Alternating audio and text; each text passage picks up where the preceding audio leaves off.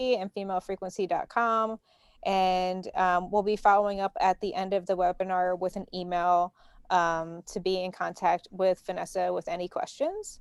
And without any further ado, I'm going to pass this on to Vanessa.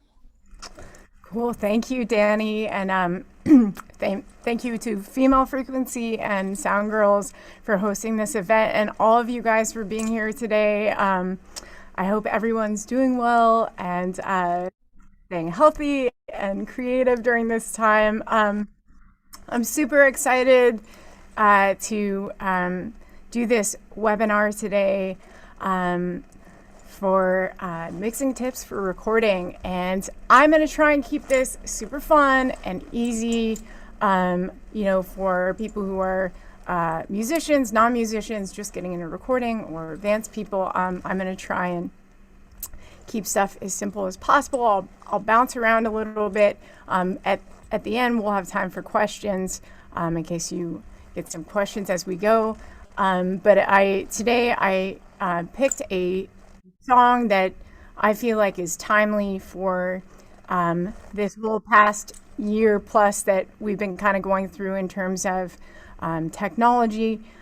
So first off, I'm going to share my screen, and I am starting us off in Logic here. You are looking at this session for a song called My Love. I'm also an artist, as well as a mixer and producer and songwriter. I thought this was great because this is a kind of an unconventional session. Typically when I mix, in the past it has been mainly full band scenarios, but I do work at all kinds of genres. I also thought this was great because it's utilizing both Logic and Pro Tools. And I think with all of our experiences, if we are mixers, we are working with artists who are creating sessions, at home, a little more unconventionally, like versus the typical studios in this past year. So I thought this would be good. I'm going to first kick us off and talk about stemming files and creating, because I was like jumping back and forth to create this song. And also as an artist, this was very different and unconventional for me, where typically I'm using a lot of instruments, where this song particularly was a lot of programming. So to get us started, I'm just going to play you guys a clip of this song so you can kind of get the vibe of it.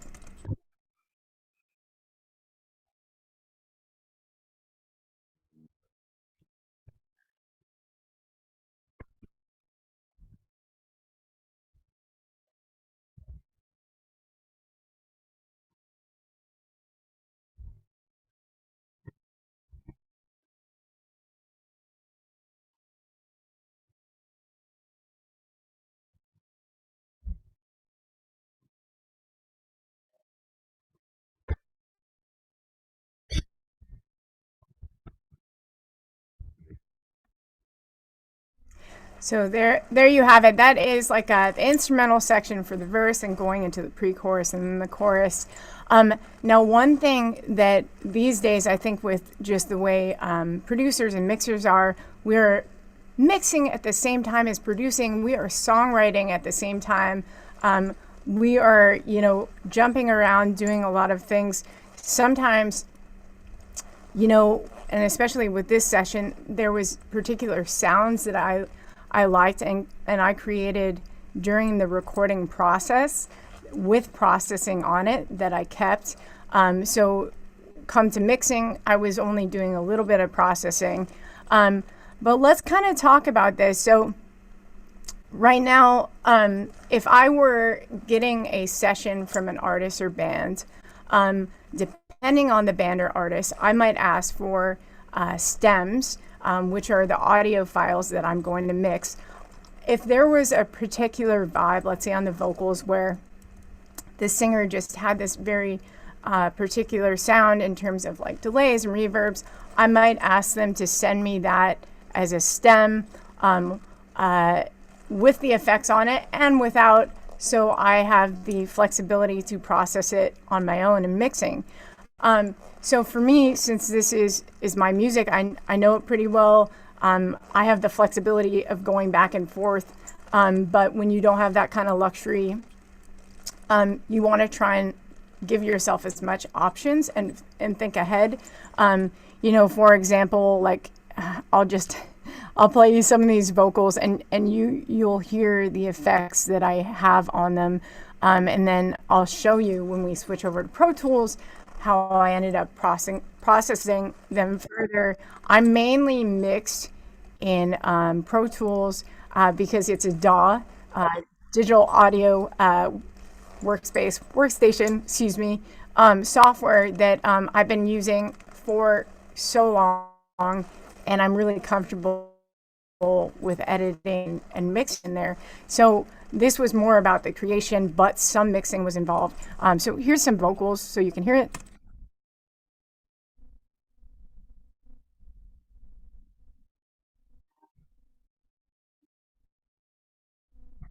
So there's already a lot of effects on here, but I liked how they sounded. And so when I bounced them out, I kept them on. But if you are requesting them from an artist, again, give yourself the flexibility. You might want to hear what they had in mind. Or if you're a mixer and you're getting it from a producer, maybe request that stuff at the top from the point that you start getting the files for mixing. Hey there, Vanessa, we can't hear the song. You can't hear the song? No, we're having some trouble listening to the audio. Okay. Can you hear that? I'm not. No, I can hear you speak, but I can't hear the audio that you play. I can hear the audio. I do.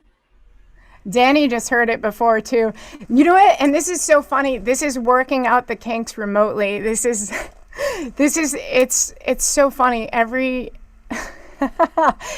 scenario has been a little bit different. That's interesting. Danny, can you hear this okay? Yeah, I can hear the audio. Yeah, Okay. this is Carrie. I can hear the audio. If you're having trouble, maybe log back in because audio is running. Yeah. And I know that when we move over to Pro Tools, you'll definitely hear it. I'm sorry that's an issue for you. But I will try and explain this as I go so you can still get information. So with with stemming files to prepare for mixing, oftentimes the ideal scenario as a mixer,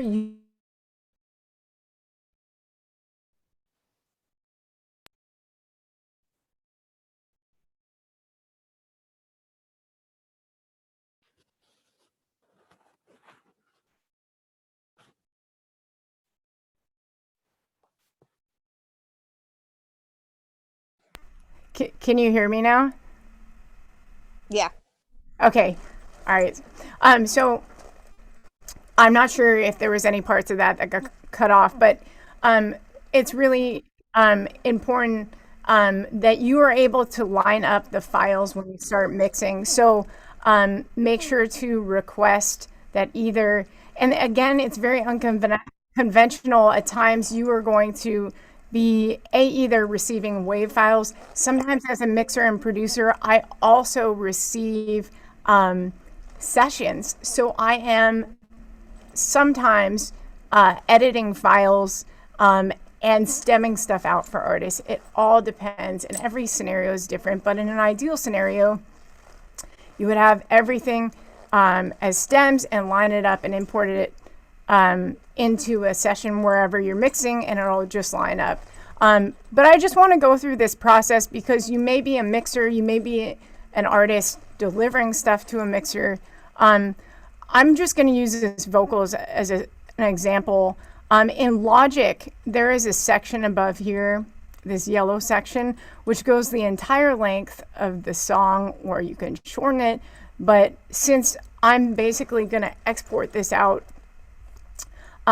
for mixing, I'm going to do the entire length of the song. I know the tempo of the song And so, I'll communicate, it's going to line up, exactly a certain way if I was the artist giving it to a mixer. When I stem stuff, I do it one at a time. And I also, one thing you want to make sure to do is make sure that the volume's at unity and the panning's in the center, unless it's a specific effect. The first thing too that I also recommend, this is definitely not a rule, but for working remotely, I've recommended to artists who are sending me files for mixing to record stuff in 44.1, and that's the sample rate. And reason being is it's easier to share. It's smaller. Some other engineers might argue, saying, hey, 48 or 96. If I have the opportunity, I might make, the suggestion of making it smaller, just so the file sharing is easier. To export create a stem, go to File, and this is how I do it. I go to Bounce, and I say Project Section, and I'm just doing that one vocal, which is a mono track. One thing that I also want to clarify, which you can always do later, is if you receive stereo files that are not, that shouldn't be, you can always change those. For example, vocals, unless there's effects on them, bass, guitar, those are all mono instruments. Keyboards, depending on what it is, it's a stereo instrument. If it's a sample, it's a stereo instrument because you're getting those, it's like a full range of effects. Also, make sure that when you mix, you are mixing WAV files, not MP3s. I have received some MP3s from some artists before, and MP3s were just created, in the Napster days, really to share files and make them small as possible so they could send them and share them. And so that's for smaller sharing and listening purposes. Also, if you do receive as a mixer, and again, I am hopping around a lot and a lot of information, so if you have questions, definitely save them for the end. If you do receive a recording from a band or an artist who, recorded at the sample rate of, let's say, 96, which is another typical sample rate, higher, quality, then mix at 96. If they recorded it at 48, mix it at 48. Otherwise, when you import the files, and let's say you created a session at 44.1, it'll sound slow and weird, and you'll know that's why. So anyway, this section, the file type, this is where the split and the stereo option is possible. Split means you get a left and a right. So then when you import the file, you just pick one, pick the left side. Interleaved, that is stereo. And then make sure the wave is selected. So then, since we're just doing a vocal, I'll just say okay. One thing that I highly suggest is to stay extremely organized as a recording person. It will really help. I have stuff divided up into, ears, files, sections, Logic stems. This is where all these stems are for the session. Of course, because I'm the only one working on this, it's easier because I know where stuff is, but when you're giving them to someone else, make sure to label stuff, so this is a vocal, call it lead vocal 1. If there's multiple takes, just label them and bounce it and save it, and you'll know where it is. And then, let's say, here, we'll do this one. Let's say also, it's a stereo file with different sounds. that aren't mono. So the same thing, except you want to do it as a stereo stem. So go back, make sure that PCM is selected, wave, 24-bit, 44.1, and then change that to interleaved. Also, just to note, totally different side note, 24-bit is the resolution you want to do. And I'm not going to get too in depth to this because this is a whole nother topic, but the only time you're going to create a 16-bit is when you are the mastering engineer, or you are creating at the end when your song's completed, you're creating another version for DSPs, which are online stores. Some of these DSPs, like, I don't know, TuneCore, CD Baby, they might request 16-bit. It's a, low resolution. So, side note, just maybe make a note of that, something you can research. Anyway, so then I would save this. Okay, label it, piano. And make sure it's back in, the appropriate file. And then this is also where,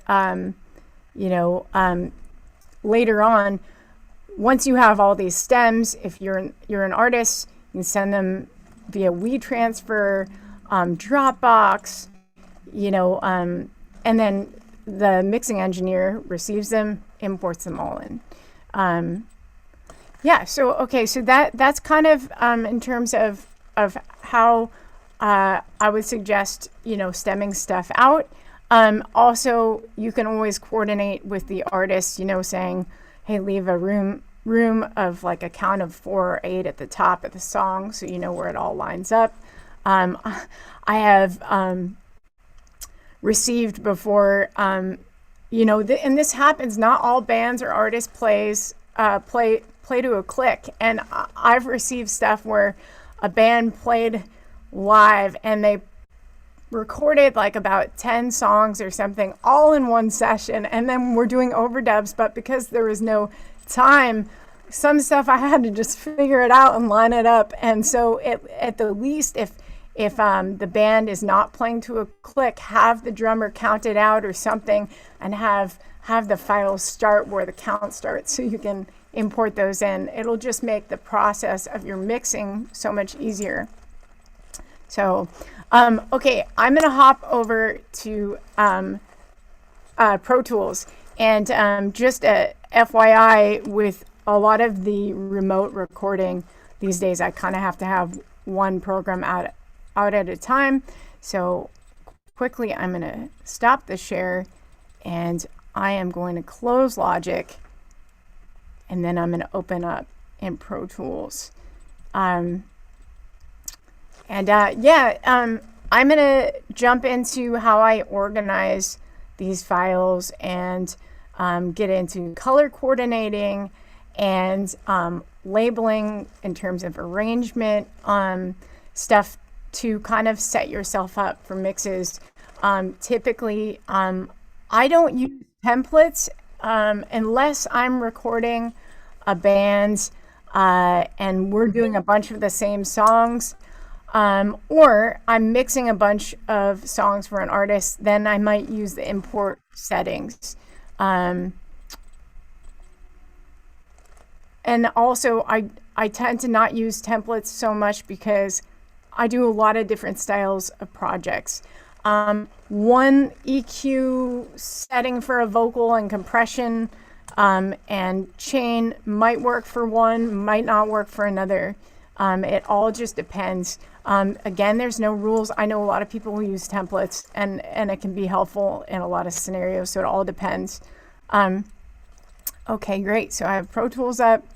I'm going to share my screen with you guys. And here is Pro Tools. Okay, so I am going to, first thing that I would do is I would import the files for mixing. There's a couple ways you can do it. Typically, what I'll do if this was an empty session, I would come down here and I would bring up a let's see, a Finder folder, and I would go to my desktop and or Drive or wherever it's being kept, and literally I would go to got my Logic here. Here's all the files, and I might do a few at a time, just basically drag them in. I'm just going to go through the process so you guys can see, and then keep dragging them in. And then one way that you can check to see if the files have gone into the session properly and been saved is you can always go back to the session, and you can look. Here's my Pro Tools session for this. I go to the audio files and I can see all the audio files that are in my session. And if something's ever missing and it's not here, you know where it is. It should be in here. But if something's missing, you can drag it back in. So that's how I would do that. But I'm going to actually delete this.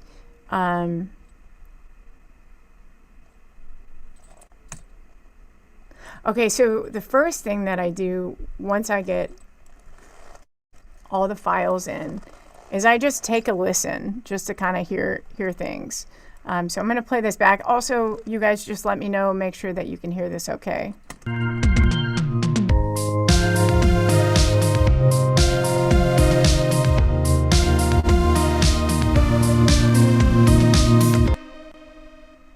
Can you guys hear that okay?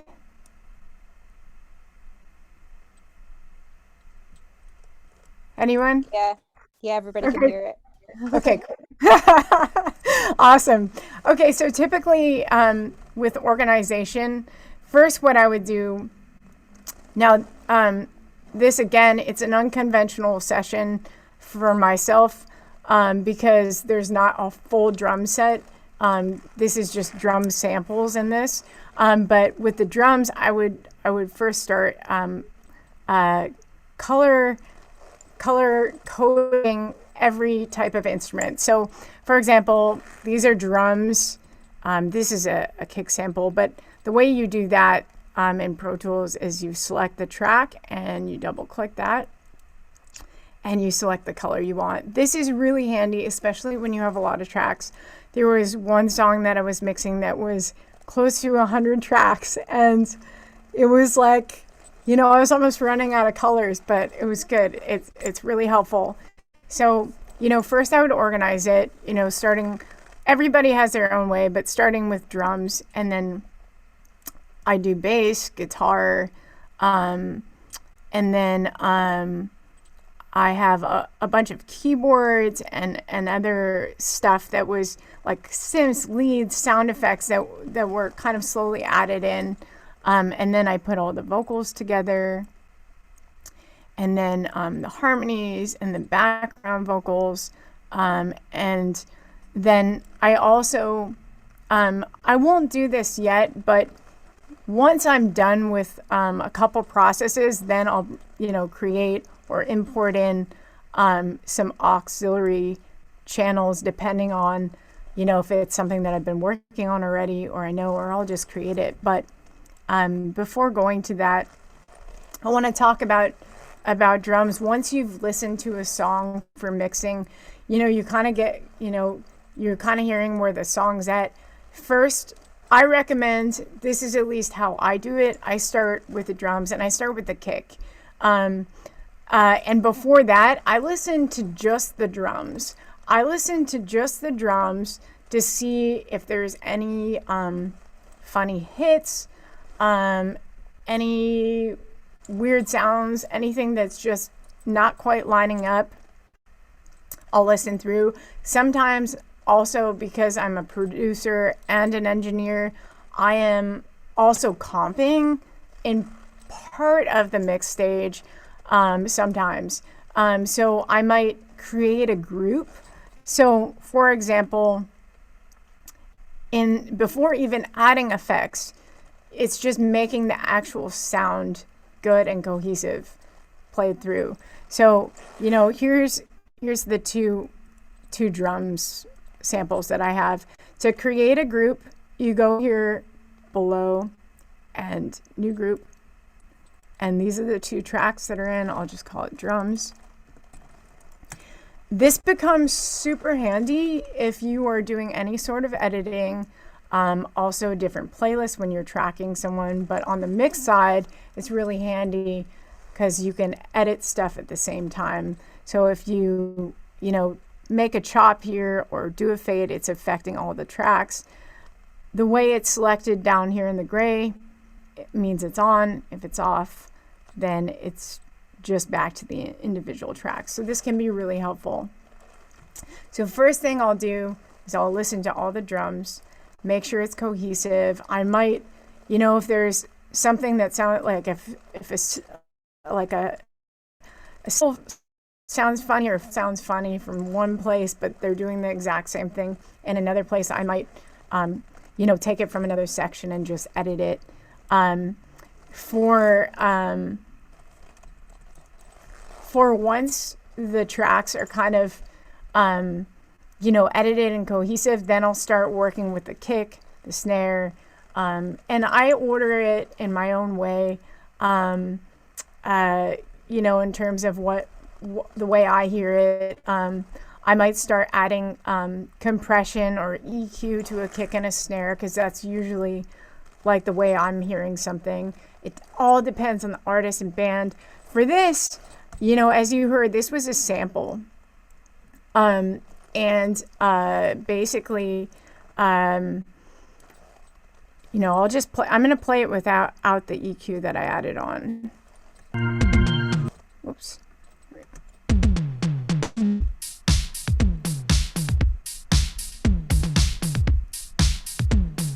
So a lot of the effects are already kind of there. So there's just a little bit of EQ stuff that I want to do. But before I even get to that, this is one thing. I'm not going to go in depth on this, but this is something to look up.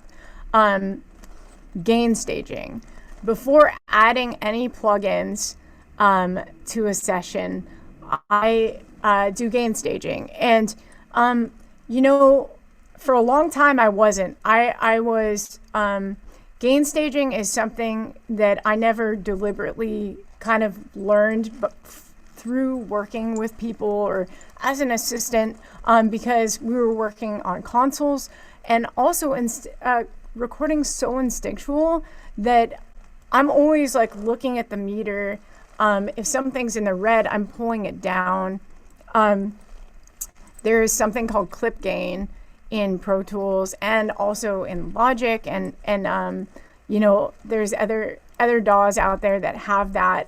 So I was already doing that, but you know, but there's a specific art to it. It's almost like if you're a painter, you have all the colors, you're using the paint, but you didn't learn the technique of painting a certain style. So really really doing gain staging before adding any EQ compression plugins is your ability to maximize volume. Because what happens is you're adding, let's say you've got a really hot signal, the way someone played or the way something was created is really loud, and you start adding plugins to it, you know, EQ, compression, reverb, you got all these effects, and before you know it, you're going into the red because you didn't gain stage beforehand. And gain staging really, it shouldn't take too long. I'm going to just quickly show you something, and this is how I would typically do it. And this is just to maximize at the end, having the ability to turn up my volume without hitting the red. So if I take down the gain, I'm able to have more headroom. But again, this is a very in-depth, scientific kind of thing, and a lot of these plugins these days with, like, you know, Logic and Pro Tools, they're hefty. So this is a free plugin. It is a UV meter. Typically when you are tracking or, without effects, you want, I've heard different numbers, but you want -18 on the track about. That's like a healthy volume. With gain staging, basically you want to go to the section of the track that is what looks like the loudest. Basically you solo it and, bring in a master and put this plugin on, and you want, when the meter reads, you want it to sit around unity 0. And basically if it's too loud in one section, there is something called a trim. There is also a gain plugin in Logic, I believe. And if you use some other DAWs, there is some other options out there. I'm just going to kind of play this section. There's no plugins on it. And this is...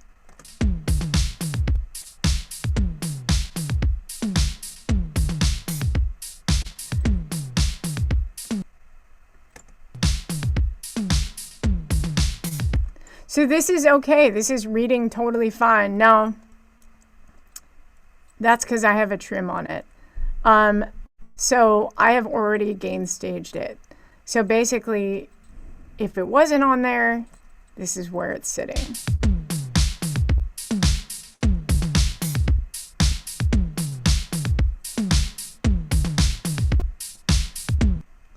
And because I have a plugin, when I put on this plugin, it's going to be a lot more powered. So this was specifically trimmed down so I could use this plugin. But that's basically how you do it. You go to, the section that is the hottest in the track. Back up.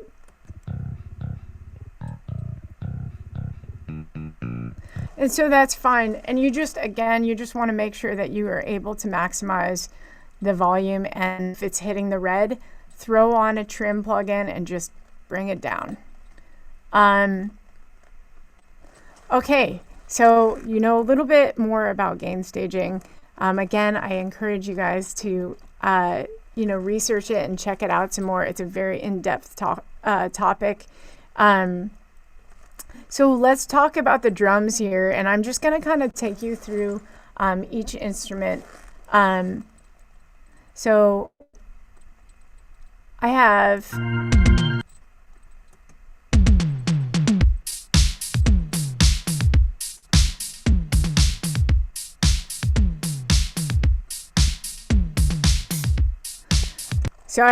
a Neve EQ on here. It's a 1073 by Universal Apollo. I highly recommend it. It's great. If you don't know much about plugins, one thing that I really recommend, the best way to learn and really understand, there's a lot of presets, a lot of options, and the best way to learn is to really mess around with a sound. And find something that you like and then kind of adjust it. So for example, the way I hear, a snare, I might want some more snap to it. So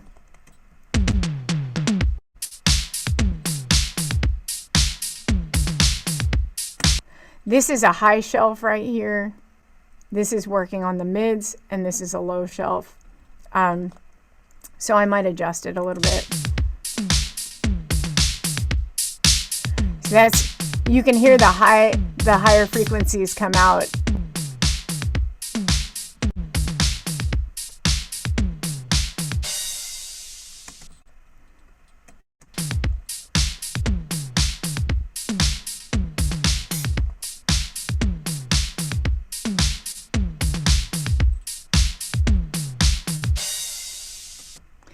And, it's all about kind of not being afraid to kind of like try stuff, mess around with it, and really get to know what you like and what your ears like. For this, I just kept it panned left and right. And then, yeah, going from the drums, then going to the bass. That's typically how I work in terms of balancing stuff out. So I might, I'll put this back to, I really like this, that kit enhancer just for kind of like a general sound for this. And then I'll move in and get the bass going here.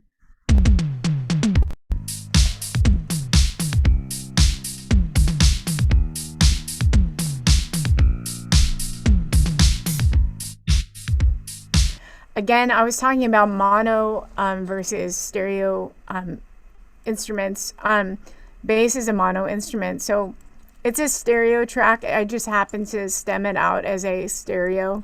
But if I want to change it, you can go up here to track and go to split to mono. And then you can basically select the old stereo track and the one of the splits and just delete it. And now it's a mono instrument. And I think before I had the EQ3 7-band EQ. This is a stock plugin from Pro Tools. I really like their the 7-band EQ. I've been using it for years, and it's good. It's easy and very simple. A lot of times too, you might hear mixers or people talk about doing a high pass, and typically what they're basically, I'll try and explain this in like a non-musician technical form, but basically what you're doing is any instruments that aren't bass frequencied, aren't like really built around the bass, you're basically trying to cut out the mud.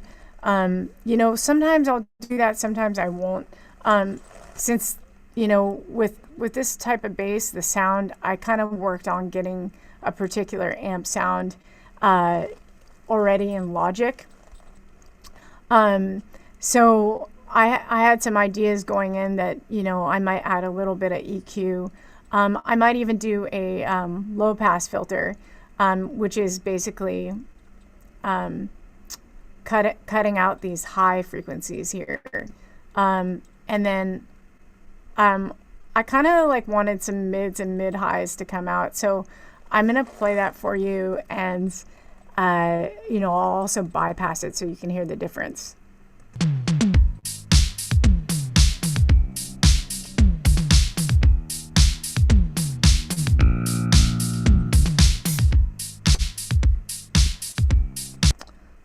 And it looks like it copied some.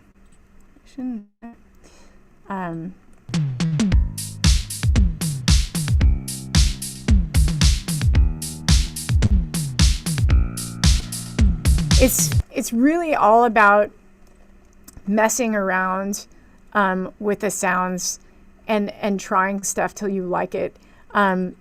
This is with it bypassed.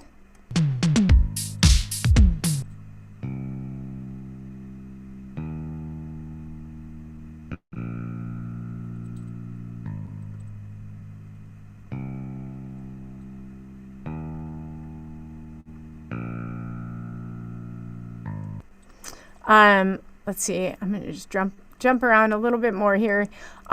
This is definitely a untypical session, for me for the past, where everything in this session is literally programmed except for an acoustic guitar.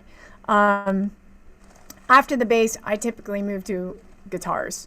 And you'll hear this is the guitar. So, once I kind of have the drums and the bass going and balanced out, I'll move on to the guitar. So here's the guitar. It's just simple. It's pan left and right, and you'll hear it. It's extremely lo-fi in some ways. And I'm going to take off the EQ and what I have on here.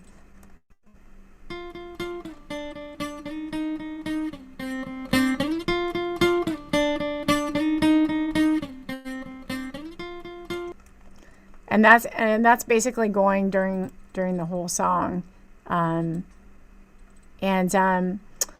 One great tip that I have is if you're ever, a lot of this is about blending, listening, taking a minute, going back, listening, and it's all about balancing out, once you kind of get those sounds, like the EQ, the compression, different effects, then it's all just about balancing. So, once you have the drums or bass and then add in a guitar, I really like this plugin by Waves. It's called, it's this frequency analyzer. And basically it tells me where the frequency of the instrument is sitting. So that might be something where that determines what kind of EQ that I want to pop out, or where I want it to sit in a panning situation. But we can watch this work.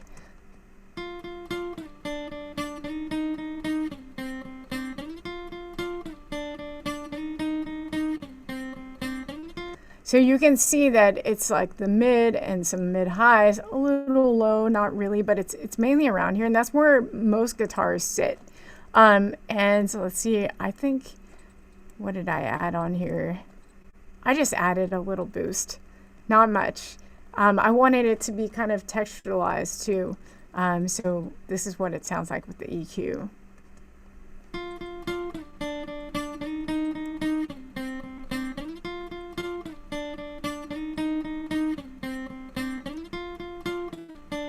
Sometimes EQ is about taking away too. This is called subtractive EQ, where you're trying to get, rid of a sound versus adding more stuff to it. I think that I try not to add like a ton of stuff, but more of like capture the artisticness of an artist or a band, but embellish what is already there. So that's the guitar. So now I'm gonna play the bass, guitar, and the drums for you guys, and you can kind of hear it.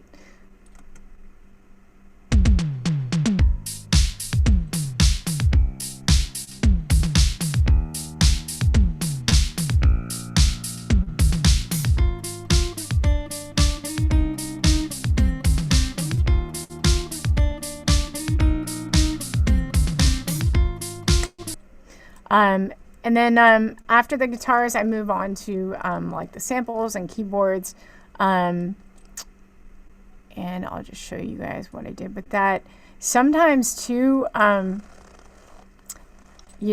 as a mixer, you might hear, and it all depends on what an artist or band is looking for, but you might, get a spurt of creativity where you want to do a reverse cymbal or do some kind of special effect, some delayed vocal.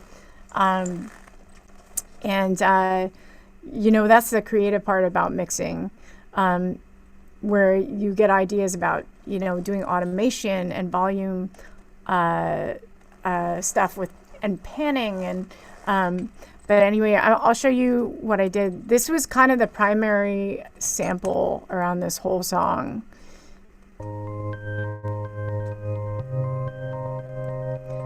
And I really just added a little bit of EQ. I didn't do much to it.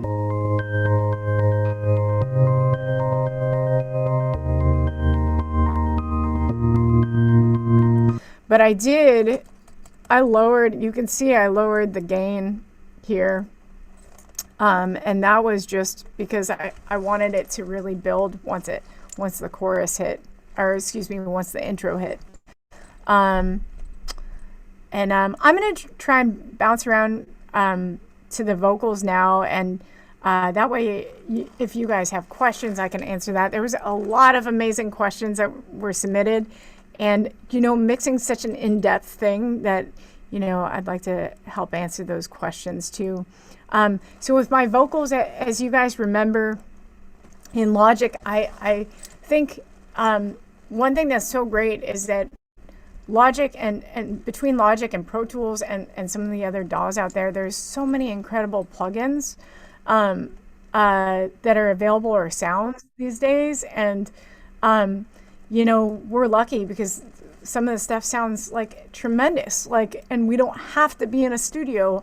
I spent the last year creating and sampling drums, literally the last year and a half or something.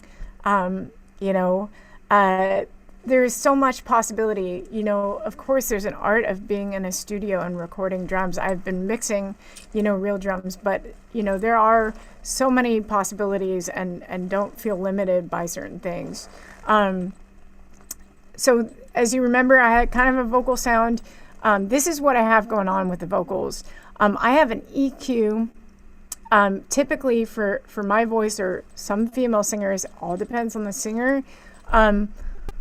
I do a high pass filter because, with my voice, I know what it sounds like. I like it with a high pass filter and just kind of upping some of the high mid frequencies. There are, again, some really good presets, and this is a good place to start to think okay, what does this need? Versus just adding stuff to add stuff. It might need some more presence. That you might find that in the higher frequency range, and for a female vocal, or you might want to bring out some mids so it's really present. Also, these things are all contingent on how a song is tracked. If it's more intimate, close up, where you're hearing mouth nuances, or it's backed up and loud. So I have that, and then I have my favorite compressor, an 1176. This is the Rev A version. Apparently it's got some more natural distortion to it. Another universal audio plugin, which is great. I love it. And then on this track, I also did, I created this kind of telephone effect. And I also added some auxiliary tracks. Typically on my vocals, when I set up a session, once I get through the bulk of the instruments, I'll create a reverb and a delay. But again, it depends on the music, depends on what the song calls for. But that's what I have going on this lead vocal. And I'll also use some reverb on the drums, depending on, maybe I'll add it to the snare, maybe to some of the rooms, just depends. You really want to listen to the music. Here is the EQ that I have with a kind of a telephone effect. I started with a certain thing in mind, and then I slowly refined it. I'll let you hear it without the reverb and delay, and the distortion auxiliary track that I created. Actually, I don't even think I added reverb to this track. I just added some delay. So this is just the vocal track solo. This is... Oh. I see your face all across the universe. This is it bypassed without the telephone effects. Pull me back to earth where you are. I just want to feel you. And then here is the distortion, so you can kind of hear it, how it blends. I see your face all across the universe. And you can actually hear this, the music from my headphones, which is hilarious. And then this is the delay that I created, is another stock plugin, which you guys can all get. It's great. Oftentimes I'll do a delay and I'll add like a I'll change it up for one side. I'll make a quarter note, and I change the tempo to the tempo of the song. And let me play that for you guys. I see your face all across the universe. I'm out in space. Pull me back to earth where you are. And one of my favorite things is once I get to the vocals and start adding in harmonies, that is the funnest part, because then it's like coloring. You're messing with panning, and sometimes I get really creative, and I like to construct delays. So I'm going to play you some harmonies and some constructed delays.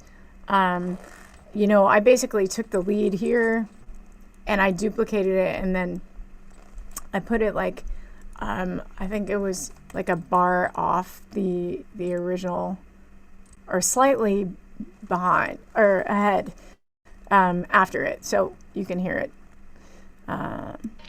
Pull me back to earth where you are. I just wanna feel you.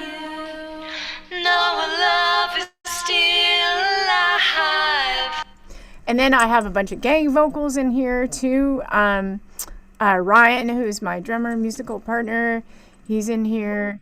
You know, with harmonies and stuff, I tend to, at least with this, I just add like EQ.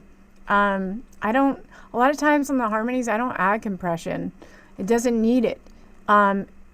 But again, it just depends on the artist and the song. You know, if it's pop, it might be a little bit different. You know, if it's a songwriter, it really just depends. But, you know, I have a lot of gang vocals too in here. But you can hear them. My love, baby, yeah. So there's a lot of delays going on too.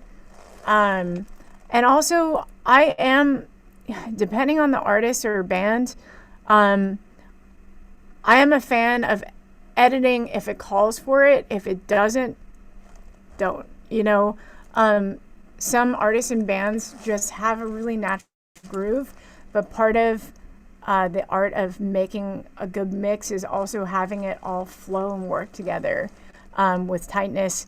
And sometimes you let the drums be the leader of that. Sometimes you let the grid guide you.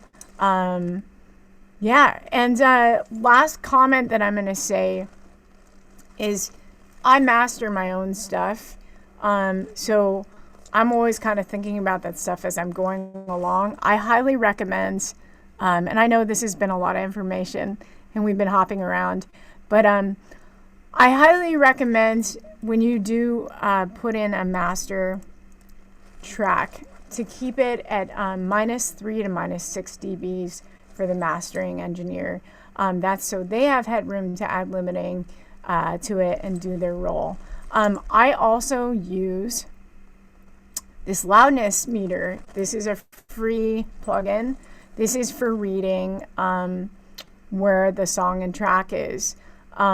Typically commercial tracks, you want about -9 integrated LUFS. That's a whole nother topic, but I would suggest researching that, or maybe, you know, one day I'll do just a webinar on compression or just on the meters. But this is, you know, this is used primarily for doing different versions for, you know, some DSPs might suggest a certain, you know, read on the LUFS.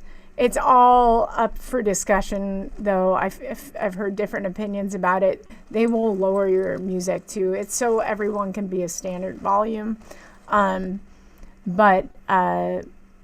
Yeah, I would say once a song is mastered, it should be, you know, about -9. That's commercial standard. Usually when I'm mixing, it's about around 17, -17. And I, you know, sometimes it varies. Sometimes it's -17 to -12. depends on the songs. And I'll just play this real quick. And mind you, there is a lot of components that go to this.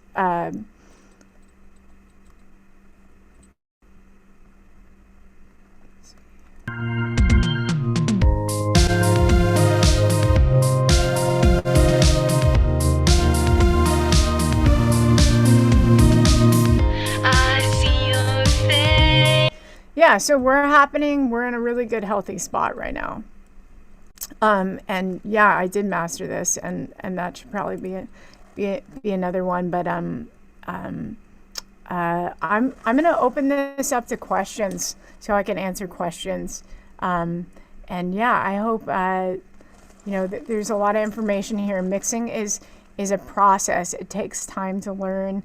I'm constantly learning things or learning new tricks, and you don't get to a destination. I mean, there's moments where I feel like you really grasp an understanding of recording, but you will endure all kinds of different experiences, with different styles and different songs and different scenarios. So yeah, let's open it up to questions so I can Hey Vanessa, there's a question in the chat. Which plugins do you use for harmonizing vocals? Harmonizing meaning like adding to harmonies, or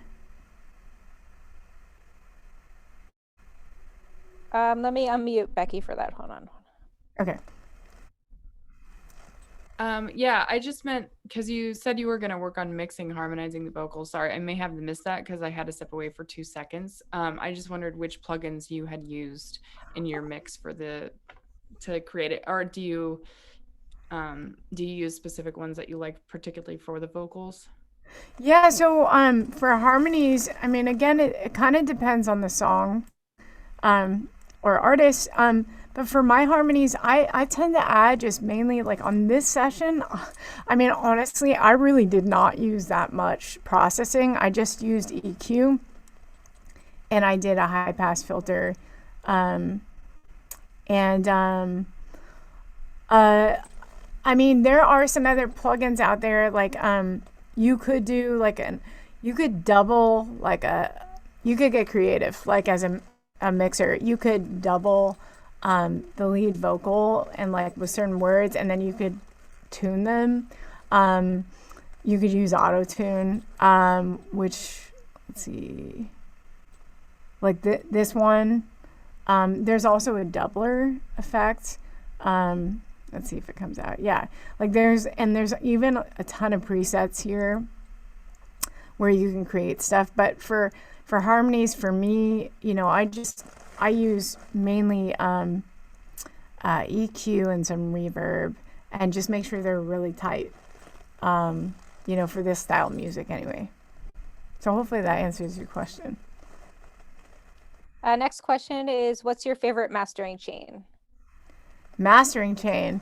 Well, since we're on that topic, and I was just about to talk about it, I love when I'm doing stuff, for mixing, I really love FabFilter, and I've been using this for a really long time. This is a great, limiter.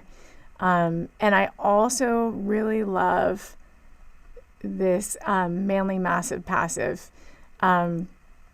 Super cool. It just like adds some stuff. I'll play you a section so you can kind of hear it. The difference like it makes. It's like kind of wild. But there's so many cool compressors, limiters out there that you can add to mastering chains and make it creative and fun.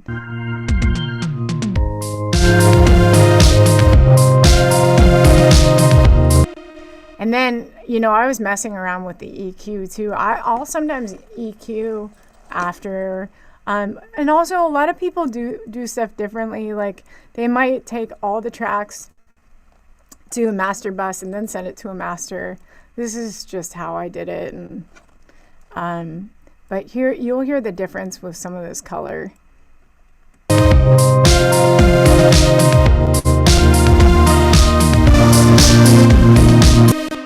I was just messing around trying stuff. So yeah, those are plugins, some of the plugins that I like.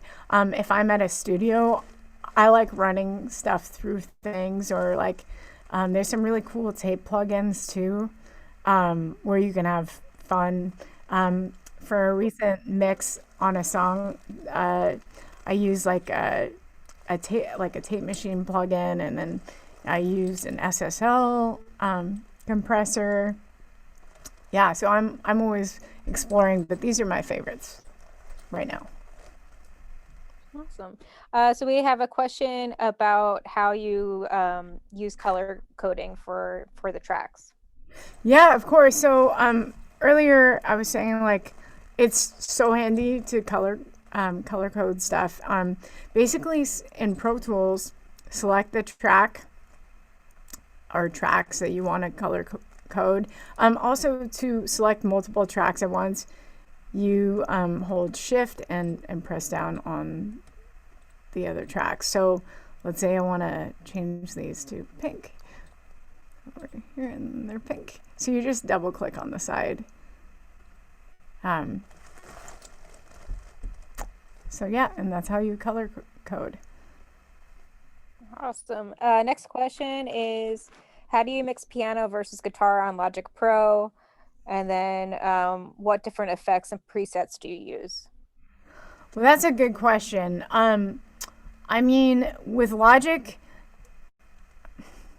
I would probably treat it the same way with Pro Tools, and that's with a mixing thing. I like with piano and guitar, like depending on the part, like I like, for example, let's see, I think I have a piano in here.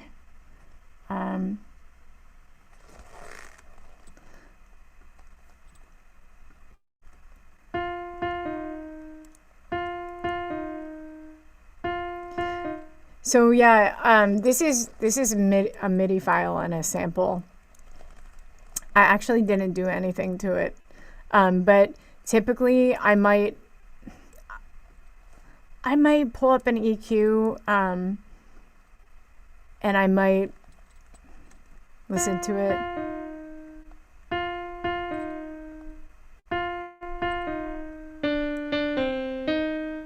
Depends on where it's sitting in the mix. Because I might want the guitars to sit around the mid frequencies, because that's, kind of where that instrument is, depending on it. Let's listen to this guitar. And then also it comes down to panning too. So here's the guitar with that.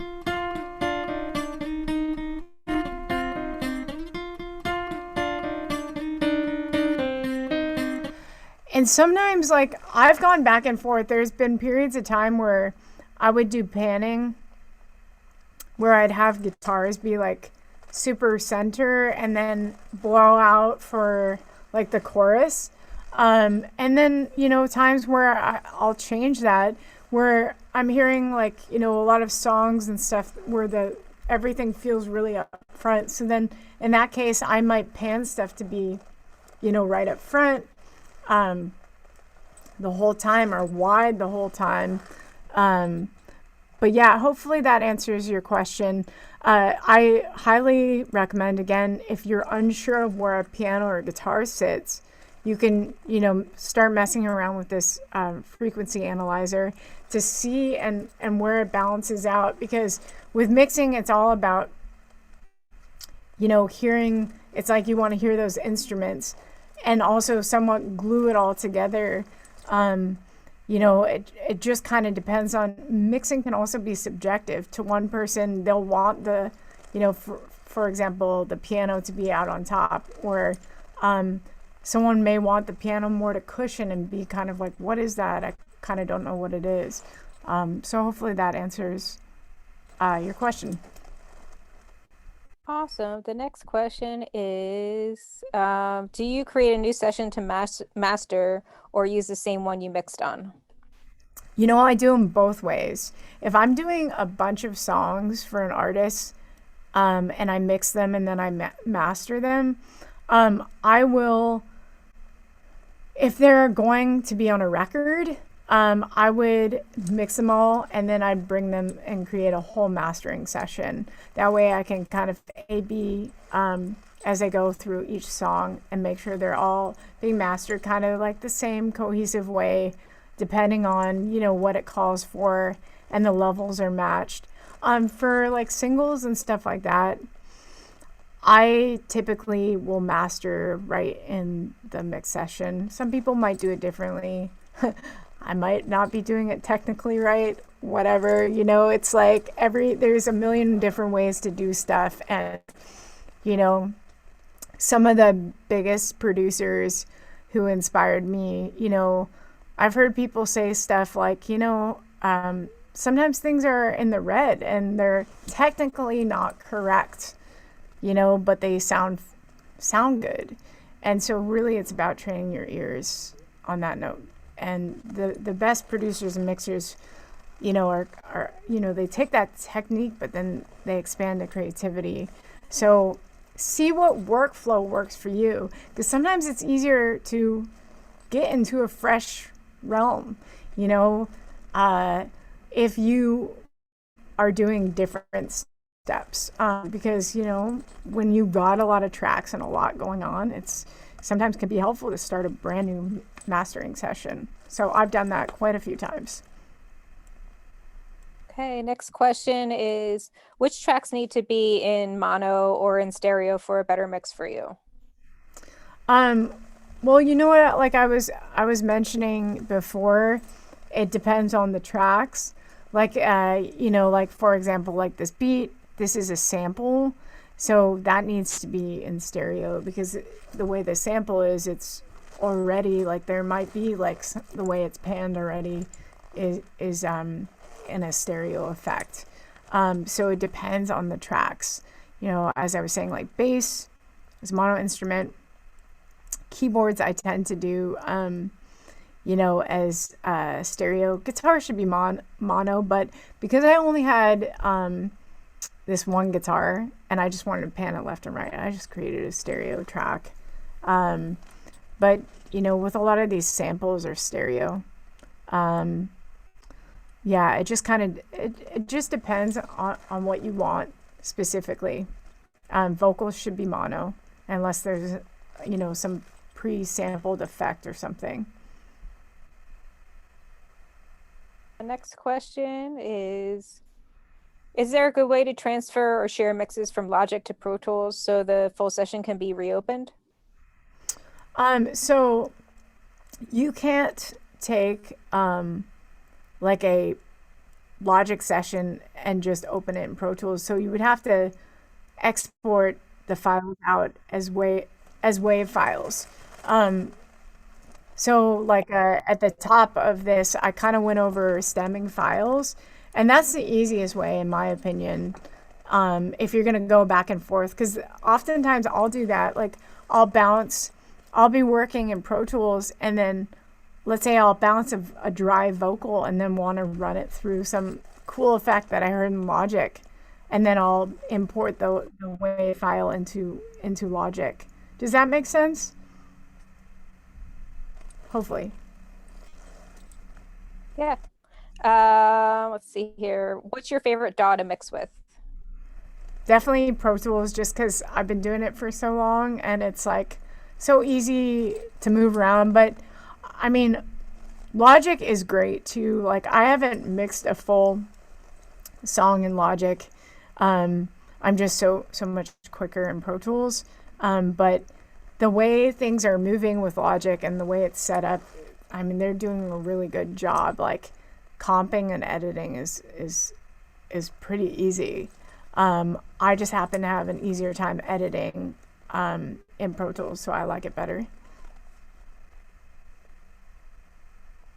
Great. Thank you. Next question is,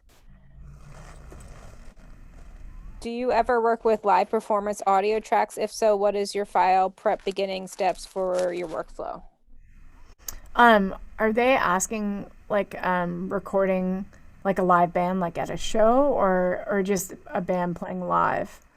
It just says live performance. I'm not sure if it's for a band or solo artist. Well, you know what? So sometimes when bands record, they want to play live all together. And I think you can get a really good performance out of that. I often will end up, though, overdubbing some stuff, if that makes sense. Because unless they're completely isolated, you're dealing with bleed. You know, it really depends on the band and the vibe. But I would say, you know, if you can really isolate the drums and bass, you know, like one way I'm, you know, recording, you know, I would maybe like have the bassist like do a DI and an amp, so you have two options, and try and get the guitar player in another room. But live, it's like, if it's gonna be live, it's like you want to capture that essence. You know, I've done a session. I'm just recalling I did a session that was more of a performance thing for a music video, a song that a band did, and it's great. You just, you know, it is what it is. You just deal with bleed. Sometimes I have done some drum sampling, but that's more when the drums aren't just quite as good as they could be, and that's more of something that either I've done for a producer or I've done on my own and discussed with the band. I'm really into communication and making sure to support the band and their artistic, you know, vision. So that's something that I would run by them. In terms of file prep, I mean, keeping it as simple as possible and trying to hear everything as clear as possible, so the recording really, you know, it depends on the recording process. Thanks. Okay, so next question here is, what VST do you like to use most of the time? VST?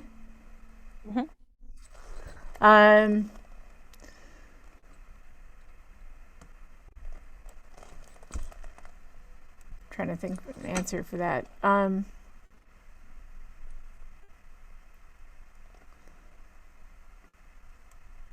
I don't know. I don't have a favorite. No problem. Next one. Okay, it says reference tracks from artists. I often wonder if many artists just pick reference tracks because they like a song, but not because it actually makes practical sense for their song's mix.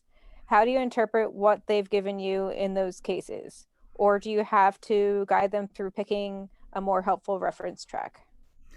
I mean, I love reference tracks, and I've been doing that stuff a lot with artists, where we go through playlists of like picking out like, you know, especially in the recording process.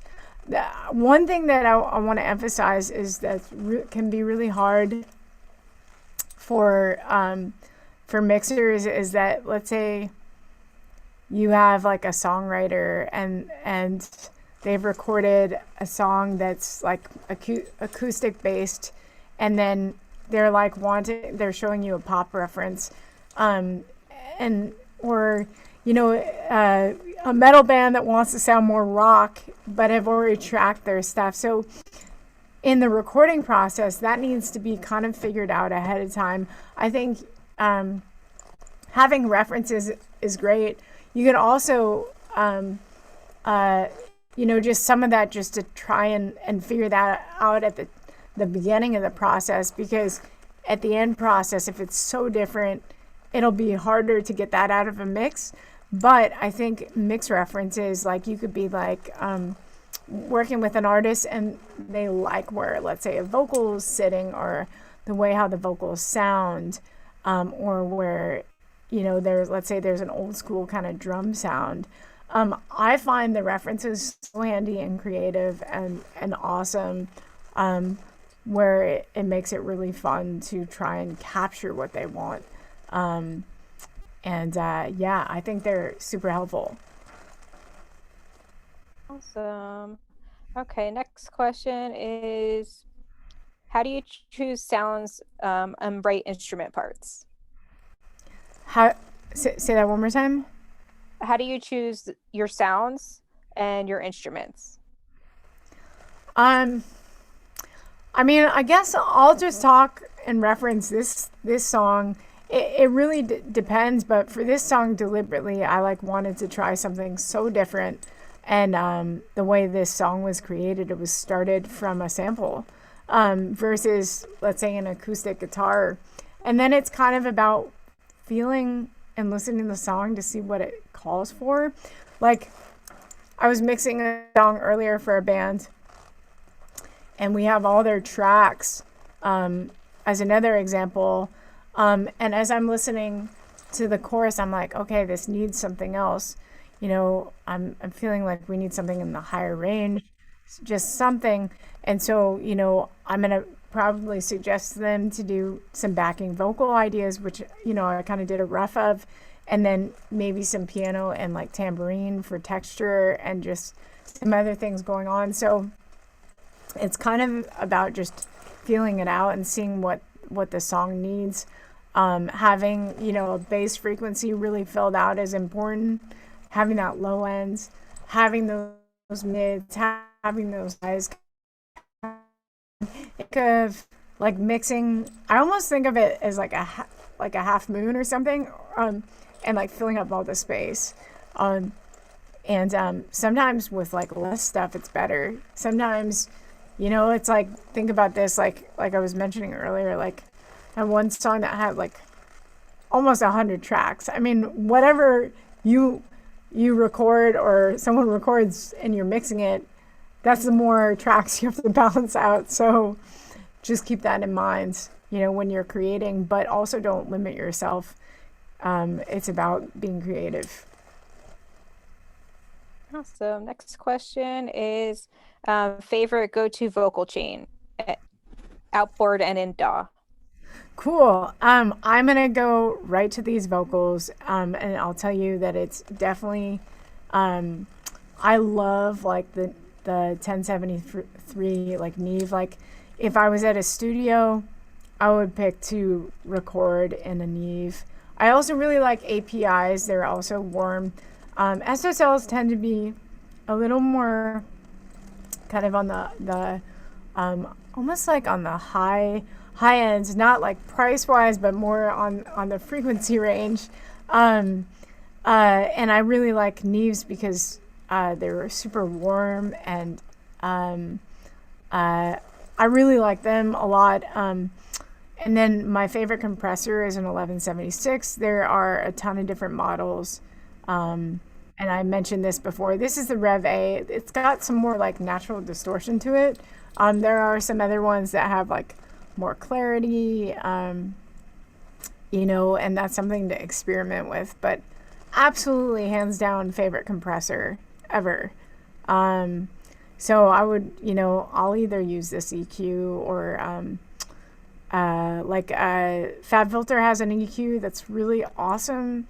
And then, you know, the 1073 Neve pre-EQ is great. And yeah, and then also, as I mentioned before, like sometimes I'll add verbs and delays. And, you know, just in terms of vocal chain, I like the mod delay, and then I really like, there's a couple other ones that I'll recommend.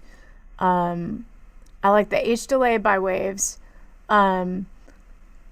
Also, Universal Audio has some really, really cool delays as well. All right. Okay, how do you use a de-esser? So this is going to sound kind of funny. I have only used a de-esser, I think, once or twice in my whole recording, mixing career. A de-esser is used to take off this kind of sound, and sometimes I'll be able to just get that out using an EQ. Let's see if there is. I'm trying to remember where it even is. I honestly, I might not even have it because I just don't use it. It's so funny. I haven't utilized it. And you'll find, again, recording is so instinctual that you'll know, like, once you've been doing this for a while, you'll feel like the music will call you to do certain things. I feel like, and it's the same thing with recording. So sometimes I'll buy EQs that I'm like, all right, this is going to be perfect for this project. I'm sure there's a de-esser in Logic. I just haven't used it. But the sibilance it's like, when is like piercing, that's what you will use the de-esser for. You can also try an EQ and just, here's the high end, and just, duck it out, mess around with it, pinch it out. One thing to do, I often will bring it up here, search for the sound that I'm hearing that I don't want in there, find it, and then pull it down a little bit. So that's what I recommend. Awesome. Thank you. And next question is, how did you get started? Well, let's see. I've been working in the music business for about 20 years, and I've had like a lot of jobs, played music, recording. I got started, I'll talk about recording. I was recording with an in-house producer engineer at a private studio in LA, and before that I'd worked at a studio and recorded my own stuff, do Pro Tools, but I really got the opportunity to be an in-house assistant engineer, and I got a producer engineer who took me under his wings and really taught me about consoles, and that studio was Studio 606, the Foo Fighters studio, and that's really when I got my start, like really recording and making, a living, helping record people. And that was around 2011, 2012 when I started recording there and then working there.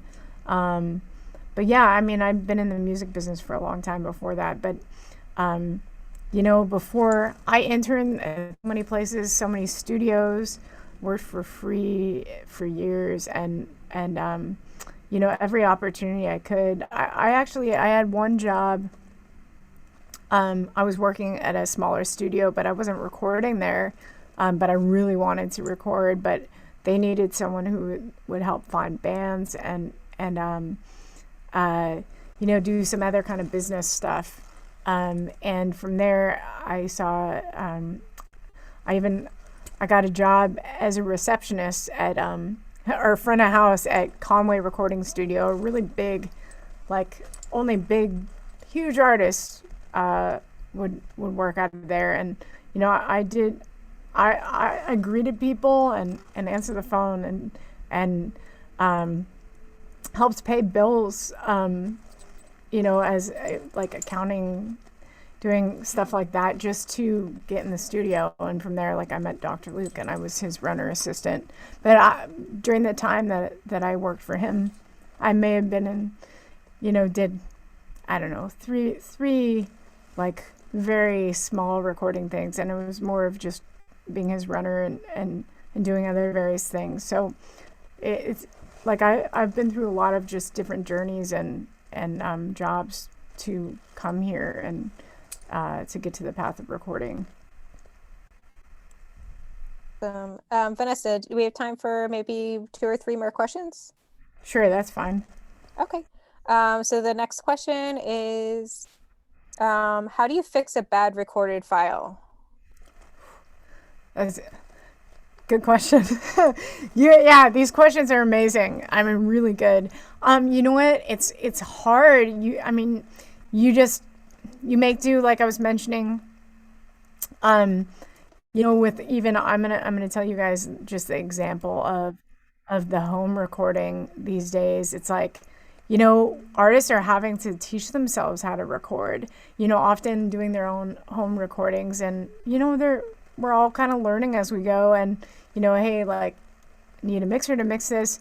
Sometimes with doing the home recordings, like with drums and stuff, that can be really hard. So one might need to sample stuff, or I've mixed a band before where stuff was like in the red completely, and I just used the gain clip and I just turned it down, and just worked it as best as possible. And sometimes, you have really rough things that, you just have to try and make better. And, not everything's perfect. I'll never forget, I assisted a session for Andy Johns at this studio and years ago.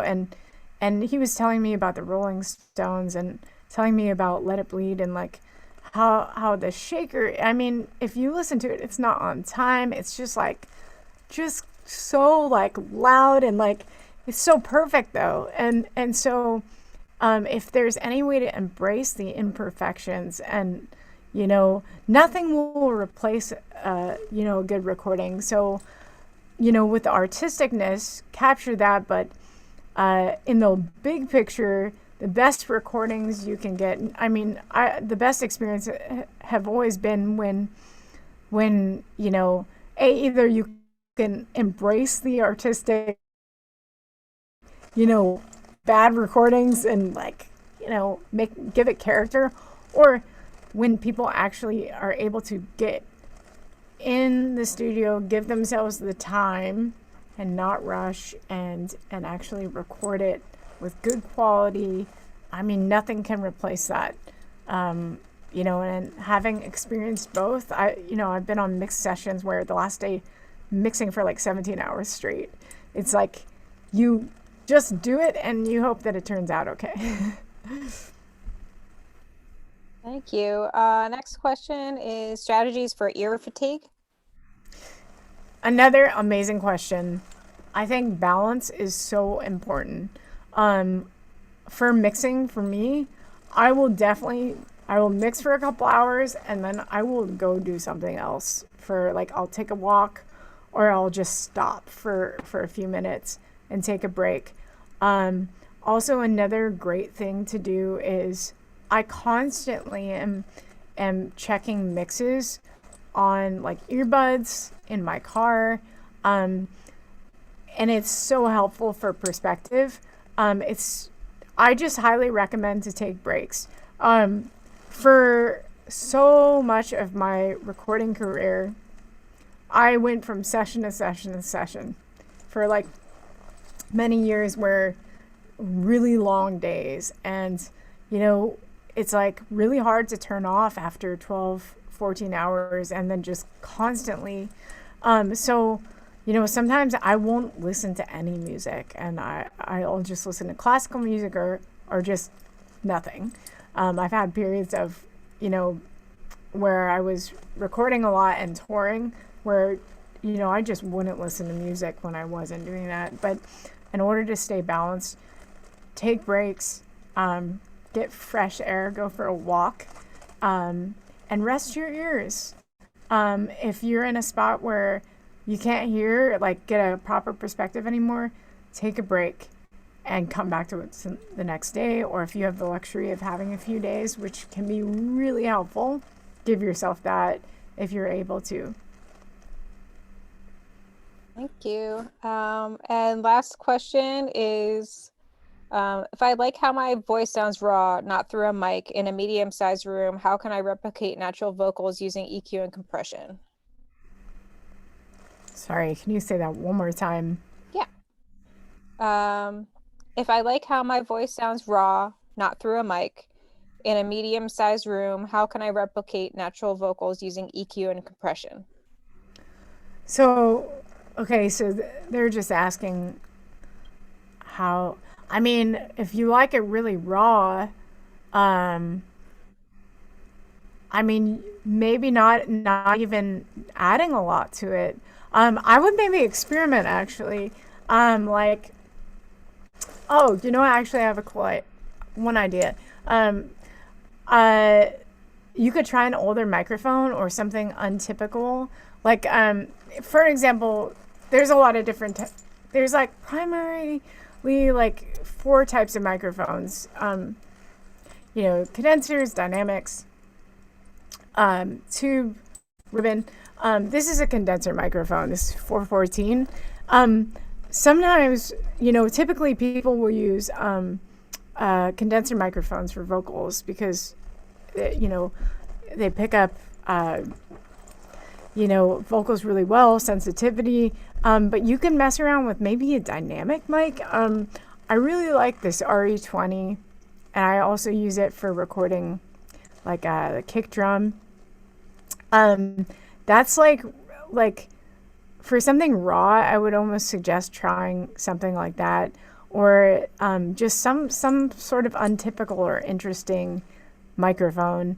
And then you know, don't even EQ like or think about compression, but just first try and capture that raw vocal that you like, and then after see what it needs. Really, you know, compression is only used basically, you know, when you sing, it creates waves, right?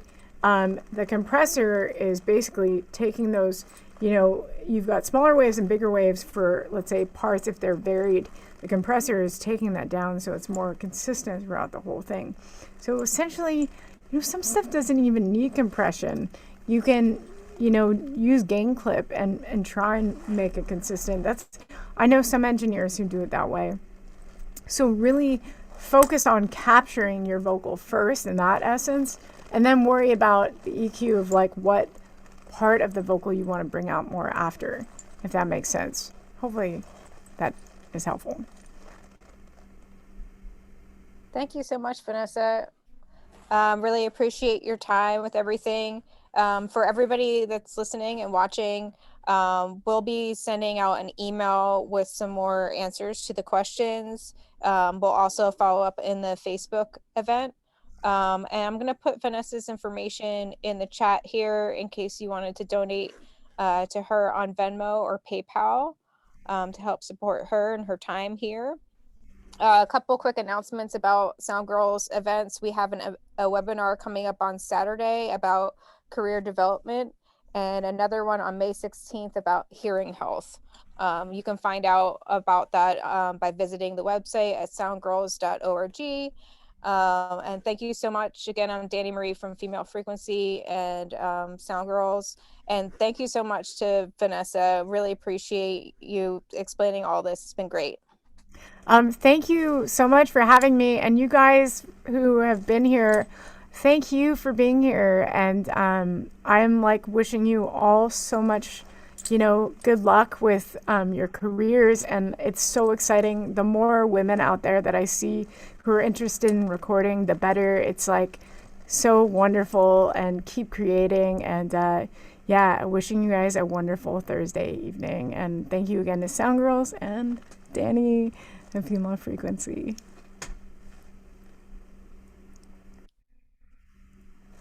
Thanks, guys. Thank you so much.